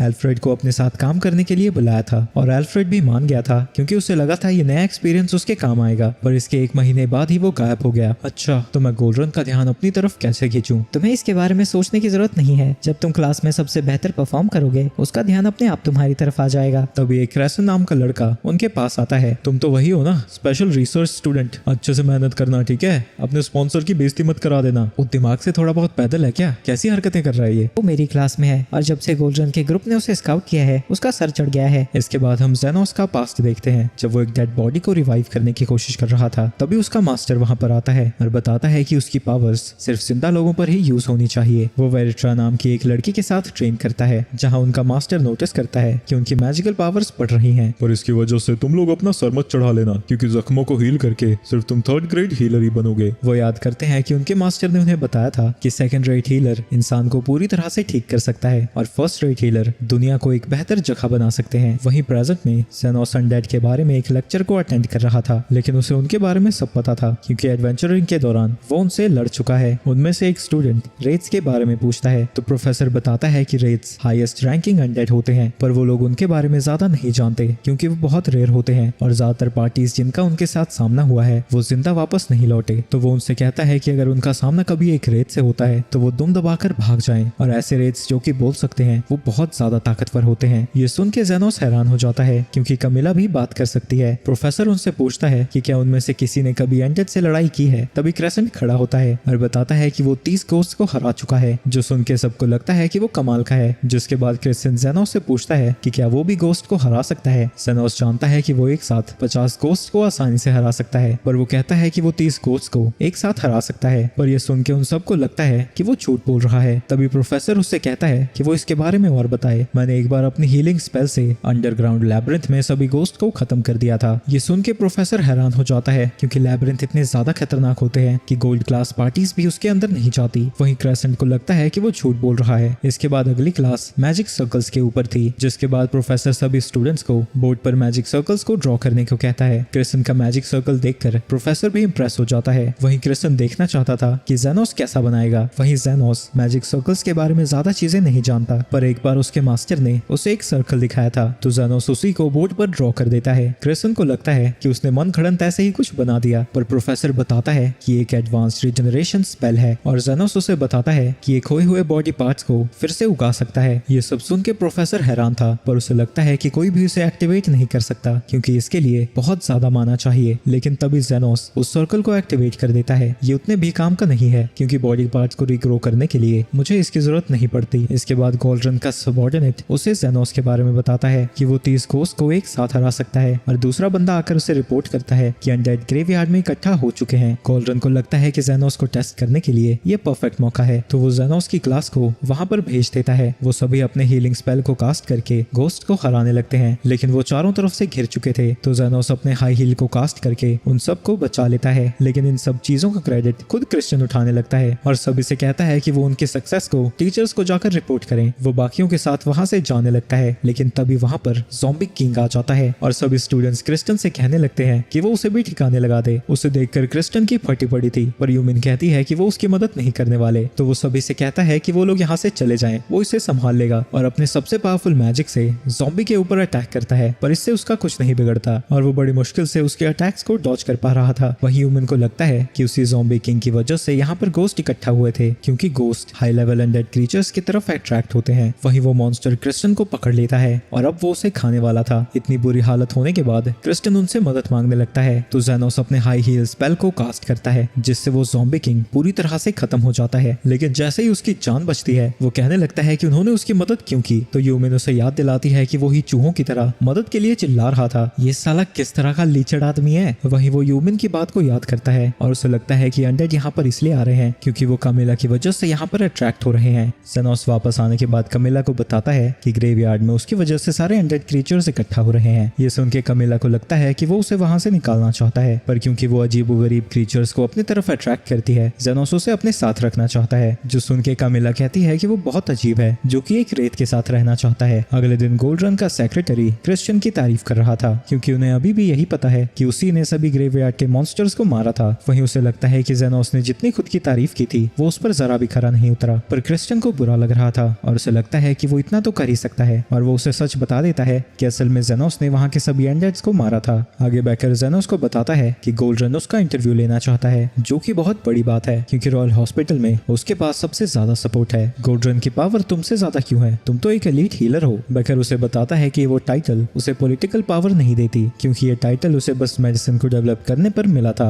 इसके बाद वो गोल्ड रन से मिलने जाता है। हीलर्स ने ही इस कंट्री की हिस्ट्री को बनाया है और हमारे पास इतनी पावर है कि हम लोगों को इन्फ्लुएंस कर सकते हैं, लेकिन रूलिंग क्लास ही इसके ज्यादा बेनिफिट्स उठा रही है। तो मैं चाहता हूँ कि तुम हमें ज्वाइन करो, जिससे हमारे फैक्शन की ताकत बढ़ेगी ताकि हम जो चीजें चाहते हैं वो हमें मिल सके। सारी जिंदगियां बराबर नहीं है, इसलिए नोबल्स को बेहतर ट्रीटमेंट मिलना चाहिए। अब तुम मुझे वो मैजिक सर्कल दिखाओ जो तुमने पहले ड्रॉ किया था। वो एक कागज पर उसे ड्रॉ करता है जो देखकर गोल्ड रन इंप्रेस हो जाता है और उसे अपनी लैब में इनवाइट करता है। अगले दिन ज़ेनोस गोल्ड रन के पंटरों को ज्वाइन कर लेता है और वो सब हॉस्पिटल में घूम रहे थे, जहाँ क्रिस्टियन उसे बताता है कि उसी ने ज़ेनोस के नाम को रेकमेंड किया था क्योंकि वो इसका इस्तेमाल करके आगे बढ़ना चाहता है। वो उसे बताता है कि गोल्ड रन एक नोबल को हील कर रहा है क्योंकि वो उन्हें इंप्रेस करना चाहता है, तो वो उसे देखने के लिए आगे जाता है। एग्जामिन करने पर गोल्ड रन को पता लगता है कि उस नोबल के एंकल में स्प्रेन है और वो 3 स्टूडेंट्स से मैजिक को लेकर उस बंदे को हील कर देता है। ज़ेनोस क्रिश्चियन के पास वापस आता है और उससे पूछता है कि गोल्ड रन ने कौन सा स्पेल यूज किया था। क्रिश्चियन उसे बताता है कि हेल्थ ट्रांसफर मैजिक है जिससे गोल्ड रन दूसरों की लाइफ एनर्जी का यूज करके किसी को भी हील कर सकता है। जितनी ज्यादा सीरियस इंजरी होती है उसे उतने ही लोगों की जरूरत पड़ती है और ज़ेनोस को लगता है कि इसलिए वो अपने साथ इतने लोगों को लेकर घूमता है। पर क्रिश्चियन बताता है कि सिर्फ यही वजह नहीं है, वो ऐसा इलेक्शन के लिए भी कर रहा है क्योंकि अभी जो डायरेक्टर है वो जल्द ही रिटायर होने वाला है, इसलिए वो पहले ही सपोर्ट इकट्ठा करके डायरेक्टर की पोजीशन को पाना चाहता है। इसके बाद ज़ेनोस उससे अल्फ्रेड के बारे में पूछता है। क्रिश्चियन उसे बताता है कि गोल्ड रन अपने फेवरेट स्टूडेंट्स को समय समय पर डिनर पार्टी पर बुलाता है और ऐसे ही एक पार्टी के बाद अल्फ्रेड गायब हो गया। आगे वो बैकर के पास जाता है जो उससे कहता है कि उसे फेवरेट स्टूडेंट्स में शामिल होना होगा ताकि उन्हें और भी ज्यादा इन्फॉर्मेशन मिल सके और वो इसके लिए एक्स्ट्रा पैसे भी देगा। तभी बैकर वहां से जाने लगता है पर इसकी वजह से कुछ कॉइन्स नीचे गिर जाते हैं। बैकर उससे पूछता है कि उसे जल्द ही मीटिंग में जाना है और उसके पास टाइम नहीं है, तो अगर वो उसकी जगह होता तो पहले कौन सा कॉइन उठाता। उसे क्या लगता है सारी जिंदगियां बराबर होती हैं, लेकिन तभी वहां पर ह्यूमन आ जाती है और बैकर अपनी मीटिंग के लिए वहां से जाने लगता है। आगे हम लिंगा को देखते हैं जो कि ज़ेनोस के क्लिनिक में जा रही थी, लेकिन तभी सोफिया उसके ऊपर अटैक कर देती है, जिसके बाद उसे पता लगता है कि वो लिंगा है और वो भी इस जगह की सफाई करने आई है। उसी वक्त वहां पर लव भी आ जाती है और बताती है कि वो भी वहां पर इसीलिए आई है और वो साथ में मिलकर जगह की सफाई करने लगते हैं। दूसरी तरफ यूनिवर्सिटी में क्रिस्टियन ज़ेनोस को गोल्ड रन के फेवरेट पेट से मिलाता है जिसका नाम मिल्क है। वो उसे बताता है कि गोल्ड रन के साथ नोबल्स के साथ मीटिंग है और उसे लगता है कि अगर वो ऐसे ही काम करता गया तो जल्दी वो भी उन नोबल्स में से एक होगा, क्योंकि उसे लगता है कि सिर्फ हील करके कुछ नहीं होता, मनी और पावर ज्यादा इंपॉर्टेंट है। तभी वहां पर एक शराबी आता है जिसका नाम बॉन्ड है जो देखता है कि क्रिस्टियन फिर से गोल्ड रन के पेट का ध्यान रख रहा है, पर वो उसे बिल्कुल भी पसंद नहीं है और वो क्रिस्टियन से कहता है कि अगर वो गोल्ड रन के तलवे चाटता रहा तो जिंदगी में कभी आगे नहीं बढ़ पाएगा। ज़ेनोस के पूछने पर वो बताता है कि वो गोल्ड रन का पहला सेक्रेटरी है, लेकिन वो फैक्शन के लिए कुछ भी नहीं करता। लेकिन जैसे ही ये बॉन्ड सुनता है वो उसके ऊपर अपनी बोतल फेंक देता है जो कि लगभग मिल्क को जाकर लग जाती है, जिससे डर के मारे वो भागने लगती है और एक कैरेट से टकरा जाती है। क्रिस्टियन अपने स्ट्रॉन्गेस्ट हील स्पेल का उसके ऊपर यूज करता है, लेकिन इसका उस पर कोई असर नहीं होता, तो ज़ेनोस अपने बेसिक हील मैजिक का उसके ऊपर यूज करता है, पर क्रिस्टियन को लगता है कि ये काम नहीं करेगा क्योंकि उन्हें एडवांस्ड स्पेल की जरूरत है। लेकिन क्रिस्टियन देखता है कि वो सच में हील हो गई थी, ये अब पूरी तरह से ठीक है और चल सकती है, पर बेहतर यही होगा कि ये थोड़ा आराम करे। शाम को ज़ेनोस ह्यूमन के साथ था जो जो कि इन सब में उसे घसीटने के लिए माफी मांगती है क्योंकि वो खुद इतनी टैलेंटेड नहीं थी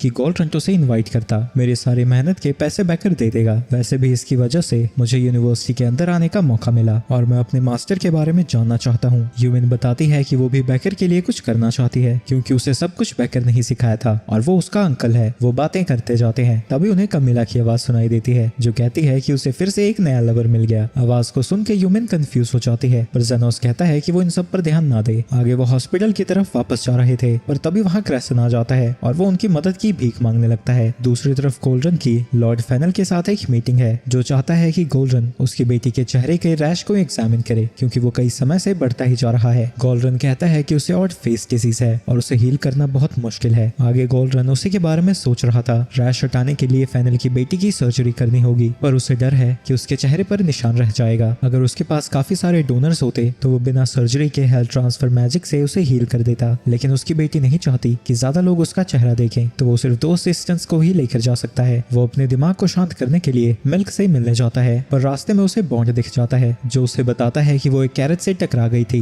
ये सब सुन के गोल्डरन को गुस्सा आ जाता है, पर बॉन्ड उसे बताता है कि क्रिश्चियन ने पहले ही उसे हील कर दिया है। वो जब मिल्क के पास जाता है वो देखता है कि वो पूरी तरह से ठीक है और उसके शरीर पर एक चोट का निशान भी नहीं है। इसके बाद हम क्रेसन को देखते हैं जो जेनोस को बताता है कि उसे फेनल की बेटी को हील करने का काम दिया गया है। वो ऑपरेशन से उसे नहीं हटा सकते क्योंकि वो काफी गहरा जा चुका है और इससे उसके चेहरे पर निशान रह जाएगा। यूमिन को लगता है कि उसे ऐसा काम इसलिए मिला क्योंकि उसने जेनोस का क्रेडिट चुराया होगा। क्रिश्चियन बताता है कि उसने ज़ॉम्बी किंग वाली बात पूरी सच बताई थी, लेकिन अगर वो मिल्की वाले इंसिडेंट को भी सच बता देता तो वो लोग उसे यूजलेस समझकर निकाल देते। आगे लिली वहाँ चाय लेकर आती है और क्रिश्चियन को वो बड़ी प्यारी लगती है और वो कहता है कि अगर वो जेनोस की छोटी बहन है तो वो भी उसकी छोटी बहन हुई, लेकिन लिली कहती है कि उसे उसके जैसा बड़ा भाई नहीं चाहिए। इसके बाद वो तीनों फेनल के मैंशन में थे और गोल्डरन फेनल से पूछता है कि उन्हें अचानक से यहाँ पर क्यों बुलाया गया। फेनल उसे बताता है कि उसकी बेटी जिसका नाम शार्लेट है उसने ऑपरेशन से सीधा मना कर दिया है क्योंकि वो नहीं चाहती कि उसके चेहरे पर कोई भी स्कार हो, और वो उनसे कहता है कि वो उसकी बेटी को सर्जरी के लिए कन्विंस करें। वो शार्लेट के रूम के बाहर जाते हैं और फेनल उससे कहता है कि यहाँ पर प्रोफेसर आए हैं और बिना सर्जरी के उसकी कंडीशन को ठीक नहीं किया जा सकता, लेकिन शार्लेट उस पर भरोसा नहीं करती है क्योंकि एक बार उसने गिफ्ट का प्रॉमिस करके उसे कुछ भी नहीं दिया था और ये वही मिशन है जिस पर एस्टन गया था। वहीं क्रिश्चियन को लगता है कि वो बड़ा चार्मिंग है और वो उसे अपने प्यार में गिराकर सर्जरी के लिए कन्विंस कर लेगा। वो उससे बात करने जाता है और बताता है कि वो गोल्डरन का असिस्टेंट है, लेकिन ये सुनकर शार्लेट कहती है कि उसकी हिम्मत कैसे हुई उससे बात करने की, वो बस एक छोटा सा असिस्टेंट है। जो सुन के वो रोता रोता वहाँ से वापस आ जाता है और अब जेनोस की बारी थी। तुम फिक्र मत करो, तुम्हें सर्जरी कराने की कोई जरूरत नहीं है क्योंकि इससे तुम्हारी जान नहीं जाएगी, बस तुम एक बुढ़िया जैसी दिखने लगोगी। और वो वहाँ से जाने लगता है, पर ये सुन के शार्लेट परेशान हो जाती है और वो उनसे बात करने के लिए मान जाती है। गोल्डरन कहता है कि जेनोस सच कह रहा था, उस रैश की वजह से कुछ समय के अंदर वो बहुत बदसूरत लगने लगेगी और उसे निकालने का सिर्फ एक ही तरीका है और वो है सर्जरी। लेकिन वो सर्जरी नहीं कराना चाहती थी क्योंकि इससे उसके सुंदर चेहरे का नक्शा ही बिगड़ जाएगा और वो रोती हुई वहाँ से चली जाती है। जेनोस उससे बात करने जाता है जहाँ जेनोस देखता है कि उसके पास बहुत सारे पेट बर्ड्स हैं, लेकिन उनमें से एक को चोट लगी हुई थी। शार्लेट उसे बताती है कि ये उसे गार्डन में मिली थी और उसे लगता है कि ये दोबारा नहीं उड़ पाएगी, बिल्कुल उसी की तरह, क्योंकि वो भी अपने चेहरे की वजह से घर से बाहर नहीं निकल पाएगी। क्या तुम ठीक होना चाहते हो? लेकिन शार्लेट उसे चुप रहने को कहती है क्योंकि उससे बात करने की उसकी औकात नहीं है। तुम मेरे लिए बस एक पेशेंट हो। और तभी वो बर्ड उड़ने लगती है जो देख के शार्लेट को लगता है कि वो सच में कुछ कर सकता है। मुझे फर्क नहीं पड़ता जमाना क्या कहता है, मेरे लिए सारे पेशेंट्स बराबर हैं, तो चाहे तुम किसी की भी बेटी हो, अड़ोसन की या पड़ोसन की, मेरा काम सिर्फ तुम्हें हील करना है। मैं फिर से पूछता हूँ, क्या तुम ठीक होना चाहते हो? शार्लेट सर्जरी के लिए मान जाती है और वो बेकर की दवाई से उसे सिडेट करते हैं क्योंकि गोल्डन को लग रहा था कि मिल्की को क्रिश्चियन ने हील किया है। वो उसे कहता है कि वो सर्जरी करे। जेनोस देखता है कि उसके हाथ कांप रहे हैं, तो जेनोस शार्लेट को स्कैन करता है और क्रिश्चियन को बताता है कि ऑड फेस के रूट्स कहाँ पर हैं। वो ऑपरेशन को शुरू करते हैं, जिस दौरान क्रिश्चियन को पता लगता है कि रूट्स उसके चेहरे के नर्व्स के साथ जुड़ गए हैं और अगर वो नर्व्स को काटते हैं तो उसका चेहरा पूरी तरह से बिगड़ जाएगा। लेकिन वो क्रिश्चियन को फिर भी काटने को कहता है क्योंकि अगर वो उस ग्रोथ को पूरी तरह से नहीं हटाएंगे तो उसकी रेपुटेशन खराब हो जाएगी। लेकिन क्रिश्चियन ऐसा नहीं करना चाहता था, पर गोल्डरन उसके साथ जबरदस्ती करने लगता है। लेकिन जैसे ही वो नर्व्स को काटता है तभी गोल्डरन उसके ऊपर चिल्लाने लगता है और बाहर खड़े फेनल को बताता है कि उसके असिस्टेंट ने उसके ऑर्डर को ना फॉलो करते हुए शार्लेट की नर्व्स को काट दिया है और अब उन्हें उसे रॉयल हॉस्पिटल में ले जाकर उसे हील करना होगा। लेकिन अब उसका चेहरा हमेशा के लिए बिगड़ चुका है। लेकिन जेनोस कहता है कि वो नर्व्स को दोबारा जोड़ सकता है और वो कुछ सेकंड्स में ही प्रोसीजर को कंप्लीट कर देता है। कुछ समय बाद शार्लेट को होश आता है और वो देखती है कि वो पूरी तरह से ठीक हो गई है। फेनल भी गोल्डन का शुक्रिया अदा करता है और डिसाइड करता है कि आने वाले इलेक्शन हॉस्पिटल में वो उसे सपोर्ट करेगा। लेकिन शार्लेट को याद आता है कि प्रोसीजर के दौरान उसने जेनोस की आवाज सुनी थी और वो उससे जेनोस के बारे में पूछती है। दूसरी तरफ हॉस्पिटल में यूमिन और जेनोस बेकर की दवाइयों को रखने जा रहे हैं। तभी वहाँ पर क्रिश्चियन आ जाता है और बताता है कि उन दोनों को प्रोफेसर की डिनर पार्टी में इनवाइट किया गया है, जो सुन के बेकर खुश हो जाता है क्योंकि अब उनकी इन्वेस्टिगेशन जल्द ही खत्म हो जाएगी। शाम को सभी लोग पार्टी में पहुंच जाते हैं, जहां गोल्डन उन्हें बताता है कि डायरेक्टर अगले महीने रिटायर होने वाला है और उस खाली सीट का इलेक्शन भी जल्द होगा। और क्योंकि उनका फैक्शन हॉस्पिटल में सबसे बड़ा है और लॉर्ड फेनल भी उन्हें सपोर्ट कर रहे हैं, तो उसे यकीन है कि वही जीतेगा। वहीं लिली ये देखकर हैरान थे कि क्रिश्चियन किसी को भी नहीं लेके आया था, क्योंकि उसे लगता है कि वो ह्यूमन को पसंद करता है। इसके बाद जेनोस वहाँ पर पूछताछ शुरू कर देता है और उसे पता लगता है कि एल्फ्रेड तब गुम हुआ था जब वो बॉन्ड का ध्यान रख रहा था। वो इसके बारे में बॉन्ड से पूछता है, पर वो कहता है कि उसे कुछ भी याद नहीं है। पर वो कहता है कि उसे एल्फ्रेड पसंद था क्योंकि पार्टी में सिर्फ वही उससे बात कर रहा था। गोल्डन ने बाकी सभी को उससे बात करने के लिए मना कर रखा है, पर इससे उसे कोई फर्क नहीं पड़ता क्योंकि गोल्डन की वजह से ही वो इतनी केयरफ्री जिंदगी जी पा रहा है। लिली उससे पूछती है कि वो गोल्डन से कैसे मिला था, लेकिन वो इसका जवाब नहीं देता और वहाँ से चला जाता है। तो लिली को लगता है कि वो जरूर कुछ जानता है, तो वो जानबूझ के उसे और नशा चढ़ाती रहती है, जिस दौरान बॉन्ड बढ़ करता ही जाता है। इसके बाद जेनोस उससे एल्फ्रेड के बारे में पूछता है, तो वो उसे बताता है कि नशा चढ़ने के बाद एल्फ्रेड उसे बाहर लेकर गया था। तो जेनोस उस सीन को रिक्रिएट करता है और उसके साथ बाहर जाता है। वहीं बॉन्ड को इतनी ज्यादा चढ़ गई थी कि उसे जेनोस गोल्डन लग रहा था और वो कहता है कि गोल्डन जल्द ही नोबल बनने वाला है क्योंकि उसने फेनल की फिर से मदद की है। जब जेनोस इसके बारे में उससे पूछता है, वो बताता है कि 13 साल पहले वो एक रिसर्च में फंसा हुआ था, तभी एक धमाका हुआ जिसके बाद सब कुछ बदल गया। फेनल की बैकिंग की मदद से वो यहाँ का प्रोफेसर बना और अब डायरेक्टर बनने वाला है। इसके बाद बॉन्ड्स बेहोश हो जाता है और वो दोनों मैंशन में वापस पहुंच जाते हैं। तभी उनके पीछे से कमिला आती है और कहती है कि उसे पता है कि यहाँ क्या हो रहा है। दूसरी तरफ स्लम्स में तीनों लड़कियां जेनोस का इंतजार कर रही थी, पर तभी वहाँ एक बंदा आता है और बताता है कि जोंड का एक्सीडेंट हो गया है और उसे जेनोस की जरूरत है। लेकिन सोफिया जानती है कि वो अंडरकवर काम कर रहा है और वो उसमें दखल नहीं देना चाहती थी, पर बाकी दोनों कहती है कि उसके बिना वो जोंड को ठीक नहीं कर पाएंगे। तो सोफिया उसे ढूंढने के लिए तैयार हो जाती है और वो इस बार जितना वो पे करते हैं उससे डबल पे करने वाले थे।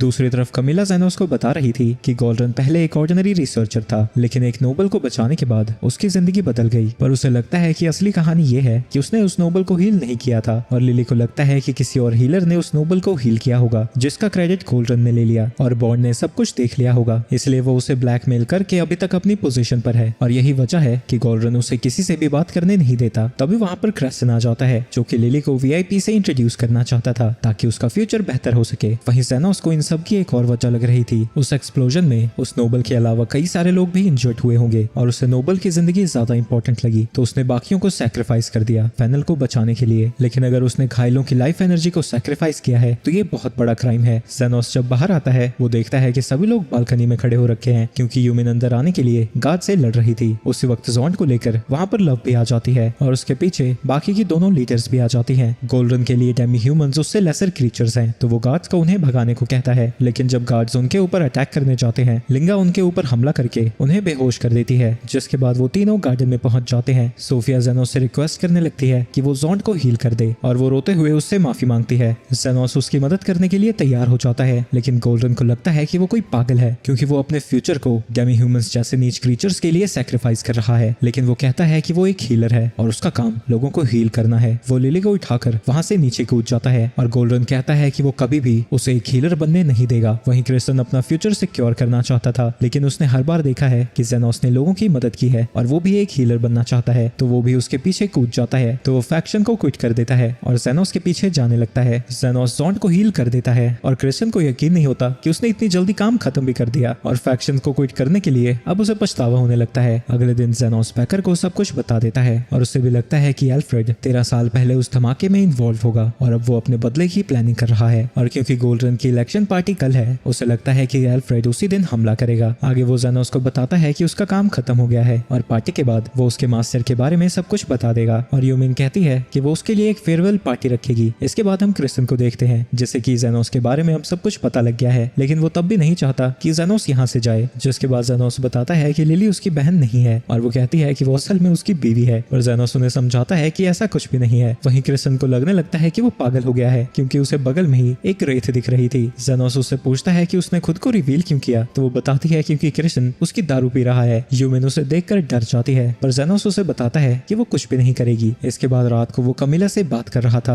और कहता है कि वो क्रिश्चियन और यूमिन को नहीं छोड़ना चाहता क्योंकि जिस पार्टी के साथ वो पहले था वो उनको उनके जैसे बिल्कुल भी नहीं है। पर कामिला कहती है कि उसे जाना ही होगा और वो उन जैसे लोगों से दोबारा जरूर मिलेगा। अगले दिन जेनोस वहाँ से जाने लगता है और यूमिन उसे बताती है कि बेकर ने उसके लिए एक लेटर लिखा है और उसमें शायद उसके मास्टर के बारे में इंफॉर्मेशन है। पर जब वो बेकर का ड्रॉर खोलती है उसमें एक पिक्चर थी और उस पिक्चर को देखकर जेनोस भी कंफ्यूज हो जाता है। इसके बाद हम गोल्डरन को देखते हैं जो कि अपने सपोर्टर्स के साथ पार्टी में था और उसे यकीन है कि वो इलेक्शन में जरूर जीतेगा। फेनल कहता है कि वो इस पोजीशन को डिजर्व करता है क्योंकि 13 साल पहले उसने उसकी जिंदगी बचाई थी। फ्लैशबैक में हमें पता लगता है कि गोल्डरन एक सक्सेसफुल रिसर्चर नहीं था और वो सब कुछ छोड़ छाड़ कर अपने गांव जा रहा था। पर रास्ते में उसे एक धमाका दिखा जो कि एक मैजिक फैक्ट्री में हुआ था। तभी उसे जमीन पर फेनल पड़ा हुआ दिखता है और वो रियलाइज करता है कि उसकी जिंदगी बचाकर उसकी लाइफ पूरी तरह से सेट हो जाएगी क्योंकि फेनल टॉप 7 नोबल्स में से एक है। जिसके बाद वो अपने मैजिक का यूज करके उसे हील करने लगता है। पर इसके लिए वो बाकी के घायल लोगों से उनकी लाइफ एनर्जी छीन रहा था। इसी दौरान वहाँ पर बॉन्ड भी मौजूद था जो कि इस चीज की फोटो खींच लेता है। तो इस सच को छुपाने के लिए वो बॉन्ड को अपने सेक्रेटरी की पोजीशन दे देता है और कहता है कि वो एक केयर फ्री जिंदगी जी सकता है। इसके बाद हम फिर से प्रेजेंट में आते हैं जहाँ बेकर उसे कॉन्ग्रेचुलेट करते हुए वाइन देता है। वो कहता है कि जेनोस बहुत टैलेंटेड था लेकिन वो कभी भी सक्सेसफुल नहीं होगा क्योंकि उसने कुछ पेजेंट्स को हील करने के लिए इस फैक्शन को छोड़ दिया क्योंकि सारी जिंदगियां बराबर नहीं होती। दूसरी तरफ ह्यूमन और जेनोस उस 13 साल पुरानी फोटो को देख रहे थे जिसमें उन्हें अल्फ्रेड भी दिखता है। पर वहाँ पर एक औरत भी थी जिसे देखकर वो हैरान हो जाती है क्योंकि वो असल में बेकर की फियोंसे थी। दूसरी तरफ पार्टी में गोल्डरन सभी को अपने साथ एक टोस्ट के लिए इनवाइट करता है लेकिन उस ड्रिंक को पीने के बाद सभी लोग बेहोश हो जाते हैं। उसकी जब आंखें खुलती है उसे सामने बेकर दिखता है जो बताता है कि उसने सभी को जहर दे दिया है और अगर उन्हें जल्दी हील नहीं किया गया तो वो सब मारे जाएंगे। पर गोल्डरन की वाइन कम जहरीली थी तो उसके पास जीने के लिए अभी भी 2 घंटे हैं। गोल्डरन को समझ नहीं आता कि वो ये सब कर क्यों रहा है तो बेकर बताता है कि वो बस 13 साल पुराने इंसिडेंट को फिर से रिक्रिएट कर रहा है और जेनोस ने इन्वेस्टिगेशन करके उसे काफी ज्यादा इन्फॉर्मेशन दी है। बॉन्ड उसके बारे में कुछ नहीं बता रहा था पर उसके स्पेशल मेडिसिन की वजह से उसने सब उगल दिया और उससे उसे 13 साल पुरानी पिक्चर्स मिली। मुझे पता है कि 13 साल पहले तुमने बाकी विक्टिम्स की जिंदगी सैक्रिफाइस कर दी सिर्फ फेनल को बचाने के लिए। उन इंजर्ड लोगों में मेरी फियोंसे और अल्फ्रेड भी थे और अब फिर से तुम्हारे पास वही डिसीजन है, तुम पार्टी में किसे बचाना चाहते हो। गोल्डरन को लगता है कि उसके पास जरूर इसका एंटीडोट होगा लेकिन तभी बेकर वाइन को पी लेता है। अगर तुम चाहते हो कि तुम्हें एंटीडोट मिले तो तुम्हें मेरी जान बचानी होगी। लेकिन वो बेकर को नहीं बचाता और सबसे पहले खुद को हील करने जाता है क्योंकि वो श्योर नहीं है कि बेकर के पास एंटीडोट है। जिसके बाद वो फेनल को बचाएगा। वो सबकी एनर्जी को यूज करने लगता है। बेकर उसे बताता है कि उसका पॉइजन सबसे कम जहरीला था तो उस अकेले की लाइफ एनर्जी बाकी सबको बचाने के लिए काफी है। लेकिन वो कहता है कि उसे खुद को पहले बचाना है क्योंकि उसकी जिंदगी उसके सपोर्टर से कहीं ज्यादा इंपॉर्टेंट है। उसी वक्त वहाँ पर जेनोस उन दोनों के साथ पहुंच जाता है और यूमिन बेकर से पूछती है कि उसने ये सब क्यों किया। क्योंकि मैं अपनी फियोंसे का बदला लेना चाहता हूँ। उसकी मौत कोई एक्सीडेंट नहीं थी क्योंकि अल्फ्रेड ने मुझे बताया था कि इसके पीछे गोल्डन ने कुछ किया है। पर हमारी उस बात के बाद ही अल्फ्रेड गायब हो गया। मैं सच्चाई जानना चाहता था इसलिए मैंने जेनोस को हायर किया। क्रेसेंट कहता है कि वो समझ सकता है कि वो बदला क्यों लेना चाहता है पर इसकी वजह से वो इनोसेंट लोगों की जान क्यों ले रहा है। जेनोस कहता है कि वो सबको हील कर देगा ताकि बेकर को जेल ना जाना पड़े। इससे यूमिन को बहुत तकलीफ होगी पर बेकर को लगता है कि जेनोस भी कुछ नहीं कर सकता क्योंकि उसे नहीं पता कि ये पॉइजन काम कैसे करता है। पर जेनोस कहता है कि इससे कोई फर्क नहीं पड़ता और बेसिक हील स्पेल को सबके ऊपर यूज करने लगता है। बेकर को लगता है कि इससे उनके शरीर से पॉइजन बाहर नहीं निकलेगा लेकिन थोड़ी देर में ही उसे बेहतर महसूस होने लगा था। जेनोस कहता है कि धीरे धीरे पॉइजन का असर अपने आप कम हो जाएगा तो उसे बस तब तक लोगों को हील करते रहना है। जिसके बाद उसके दोस्त भी उसकी मदद करने लगते हैं। तुम्हें हमारा शुक्रिया अदा करना चाहिए, तुम्हारा फैला हुआ रायता समेट रहे हैं हम। तुम तो सच में कमाल के हो। 1 घंटे तक हीलिंग स्पेल को मेंटेन करना ऐसे किसी को करते हुए नहीं देखा मैंने। बेकर याद करता है कि उसकी फियोंसे हीलर इसलिए बनी थी ताकि वो लोगों की जिंदगी को बचा पाए लेकिन गोल्डरन ने उसकी जान ले ली और वो नहीं चाहता कि वो डायरेक्टर बने। बेकर सभी को हील करने के लिए उनका शुक्रिया अदा करता है और उसे लगता है कि उन तीनों में उसके फियोंसे जैसा ही जज्बा है। देख मैं जानता हूँ तुम इमोशनल हो पर मैं बहुत ज्यादा थक चुका हूँ और इसके तुम्हारे एक्स्ट्रा पैसे लगने वाले हैं। वहीं गोल्डन हील नहीं हुआ था और वो सबसे कहता है कि वो उसे ठीक करे लेकिन बाकियों को सब कुछ याद था कैसे वो खुद को बचाने के लिए उन सबको सैक्रिफाइस करने के लिए तैयार था। जेनोस कहता है कि वो उसे हील कर सकता है पर वो थका हुआ है तो इसके लिए उसे बहुत बड़ी रकम चुकानी होगी। गोल्डन की फटी पड़ी थी तो वो इतने सारे पैसे देने के लिए भी तैयार हो जाता है। तभी वहाँ पर फेनल आता है और कहता है कि उन दोनों को बात करनी है और अब इस बुढ़े को समझ आता है कि उसकी जिंदगी के पतीले में छेद हो चुका है। इसके बाद वो दोनों बेकर से मिलने जाते हैं जो उन्हें बताता है कि उसकी इंटेरोगेशन चल रही थी पर वो देखकर काफी इंप्रेस्ड है कि जेनोस को उससे मिलने की परमिशन मिल गई। जेनोस उसे बताता है कि रॉयल गार्ड्स में उसकी जान पहचान है और तभी वहाँ पर क्रिश आ जाती है और बताती है कि ये परमिशन उसने उसे दिलाई थी। ह्यूमन को लगता है कि बेकर ने सबको पॉइजन नहीं किया था और बेकर कहता है कि ये सच है। उसका ओरिजिनल प्लान बस सबको पैरालाइज करके गोल्डन को डराना था लेकिन किसी ने उसके मेडिसिन को रिप्लेस कर दिया दिया और सैनोस को लगता है कि इसके पीछे अल्फ्रेड का हाथ है। क्रिश कहती है कि वो लोग फिक्र ना करें, वो अपनी अथॉरिटी की मदद से बेकर को यहाँ से निकाल सकती है। इसके बाद हमें पता चलता है कि जिसने पॉइजन मिलाया था वो असल में गाइड है और उसका मास्क हटने पर हम देखते हैं कि वो ही अल्फ्रेड है, पर कोई और चीज उसकी बॉडी को कंट्रोल कर रही है। इसके बाद सैनोस वहाँ से जाने वाला था और उसके दोस्त दुखी थे क्योंकि सबको बचाने के लिए उसने जरा भी क्रेडिट नहीं लिया, पर वो कहता है कि जो उसे चाहिए था वो उसे मिल चुका है और वो लिली के साथ वहाँ से चला जाता है। जब वो अपने क्लिनिक में वापस पहुंचता है वो तीनों लड़कियां उसे देखकर बहुत खुश थी और वो अपने नेक्स्ट पेशेंट को देखने के लिए तैयार था। और ये सीजन यहीं पर खत्म हो जाता है। अगला सीजन आते ही वीडियो भी आ जाएगी। तब तक के लिए चैनल को सब्सक्राइब कर लेना और वीडियो को लाइक करते जाना।